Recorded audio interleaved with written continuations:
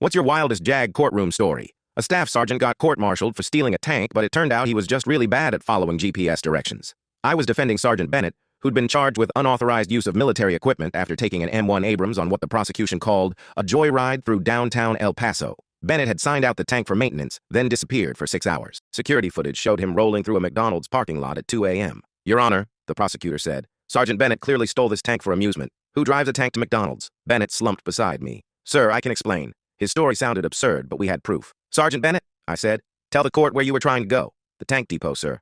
I was returning it after the checklist. And how'd you end up at McDonald's? His face went red. I typed Tank Road instead of Tank Depot into GPS. The room went silent. Even the judge frowned. There's a tank road in El Paso? Yes, Your Honor, I said, showing a map. It runs behind that McDonald's. The prosecutor scoffed. I produced Bennett's phone records. He had searched Tank Road at 1:47 a.m. When he got there, the tank couldn't turn around. So what did you do? I tried backing up, sir. Hit a mailbox, panicked, and ended up in McDonald's lot. Why didn't you call for help? Because I was embarrassed. I've been in the Army 8 years, and I got lost driving a tank.